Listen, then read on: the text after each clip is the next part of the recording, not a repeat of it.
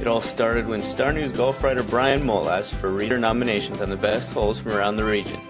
On the 4th of July weekend, the nominations were tallied, and the course was designed. On paper, the course was perfect. It was difficult, with water coming into play on 14 of the holes. It was picturesque, with island greens, narrow fairways, and green-hugging bunkers. Then the real insanity was introduced.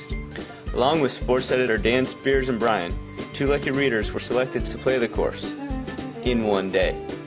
Shortly after 6:30 a.m. on July 29th, Dan, Brian, Pam Jobin, and Andre Brillard set out for the dream course. Hi, I'm Dan Spears. I'm the sports editor over at the StarNews, and it's about 7:45 in the morning, and we're about to hit the first shot of the day, and hopefully this will go mostly straight. I'm Brian Mull, the golf writer at the StarNews, and looking forward to this adventure. Hopefully the storms will stay away. I'm Andre Brillard, and I play out of Landfall, and I'm looking forward to this long day. I'm Pam Jobin. I'm with EWGA, and I live in Leland at Magnolia Greens, and I play a lot at Carolina National. Having mapped out a strategic route taking them from north to south, the first tee box was the par 4 15th at River Landing. Water on the right if you get into some serious trouble, but the morning dew on the fairways was enough to slow the ball down. None of the 4 would reach the green in 2, but would all finish. The distance finish on the hole goes to Dan, who dropped this one from 10 feet. Staying at River Landing, it was on to the par 4 18th, the picturesque 18th. As the side-facing waterfall and the greenside bunkers stared the players in the eye, they were undeterred, as both Brian and Andre easily found the green.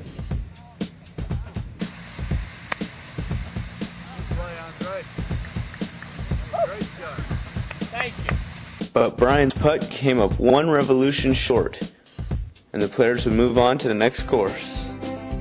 A rush to the van, a click of the seatbelt, and the 4 were on to Old Point, where they would tackle the first of their par 5s. The rapid transition from golf course to air conditioning back to golf course proved to be a challenge for all 4 players, even for that of Brian, the defending amateur champion in the city, who pulled his tee shot left and found out of bounds.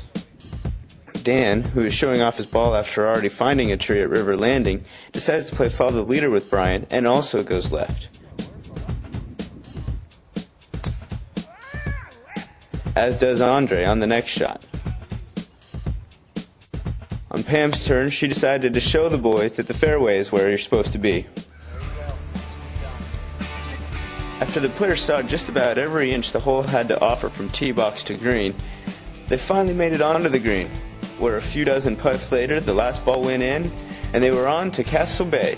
Hi, this is Brian Mull from the StarNews. We've got the group coming over to play the 5th hole.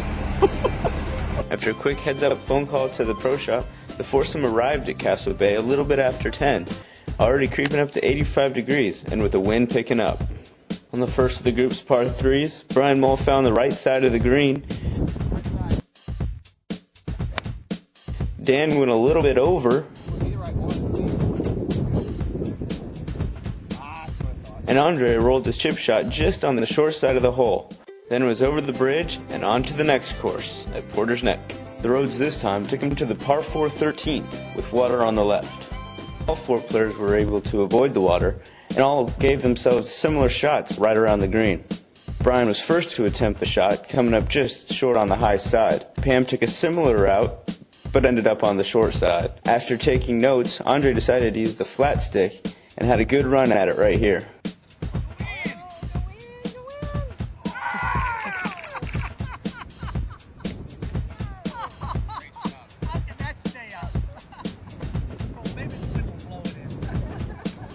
He wouldn't get that help from the wind, but he had the early highlight of the day.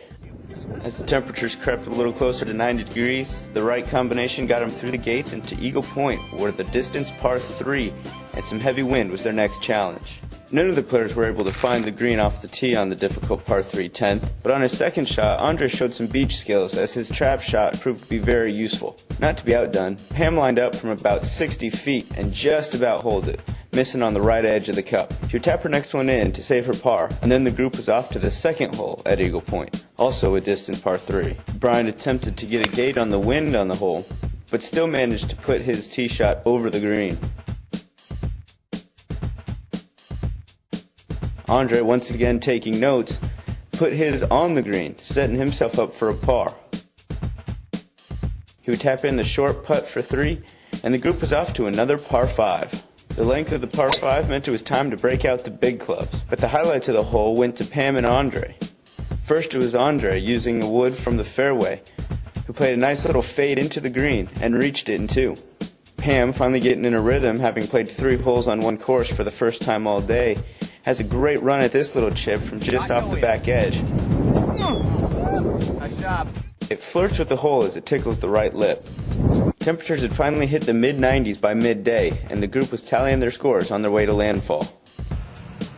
Pars were in abundance for the group on the picturesque par 4 7th of the Nicholas course, but the shot of the hole went to Dan, who found green with his iron.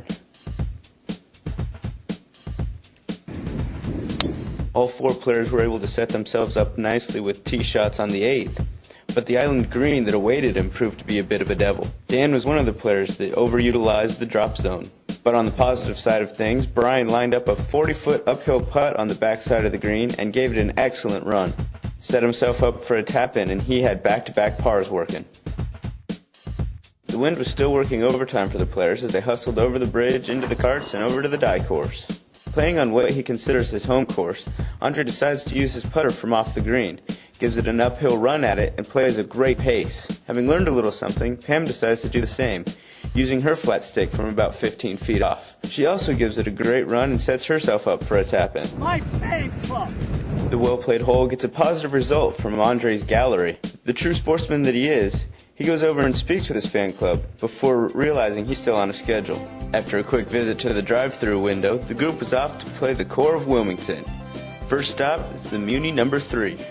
Andre owned the highlight here as he has a little chip shot over the bunker and puts himself within 3 feet. Brian, also trying to make a move from off the green, puts his putt just about 2 feet short.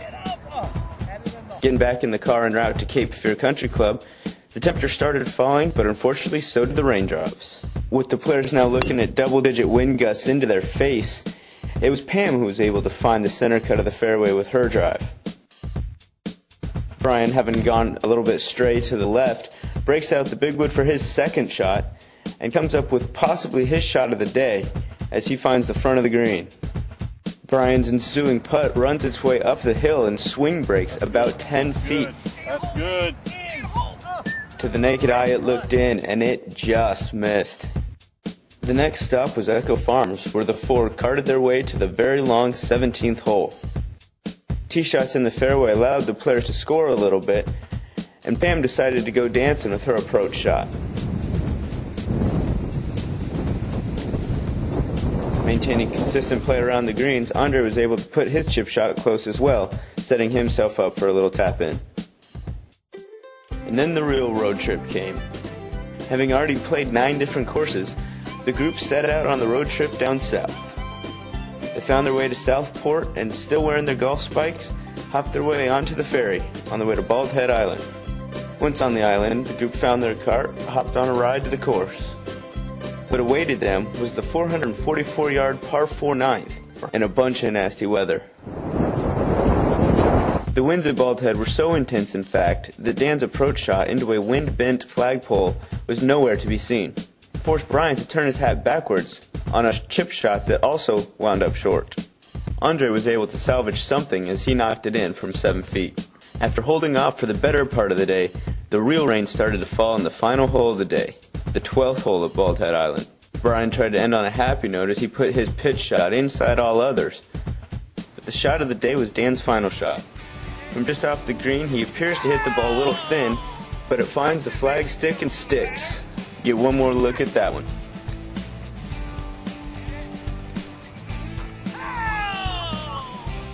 Brian would also go out on a high note, though, as he dropped this one from 12 feet to save par on the 16th and final hole. Due to varying factors, the group was only able to play 16 of the Dream 18, but all 4 of them came out with a lasting experience. The course, Yep. It was tough. Really, really difficult. Going from course to course and playing just a couple of holes or one hole was really difficult. A lot harder than I thought it was going to be. It was probably the most unusual, difficult round of golf I ever had in my life. One hole was more difficult than the other, but it was exhilarating and something that probably had never been done here before, and I really, really enjoyed it. I don't think I understood or appreciated what I was getting four of us into. I knew it was going to be an incredible challenge. It exceeded any expectations that I had. It was a really fantastic experience. It was a lot of fun. I wish I'd hit a few more good shots, but it was all I expected it to be and a lot more. At my age, you sit in the car for 45 minutes to an hour, you try to get out, you're a little stiff, and the longer we went, the stiffer I got when I got out of the car. And then it's difficult to get up to the tee and be flexible because you can't get a rhythm into your game. Golf is difficult when you can play all the holes in a row on the same course, and then when you pick 18 of the most difficult holes in the area and try to play them all in one day. Just a phenomenal challenge, great time, great group of people to do it with. We had some laughs. All of us, I think, would have liked to hit a few more good shots, but there's always next time.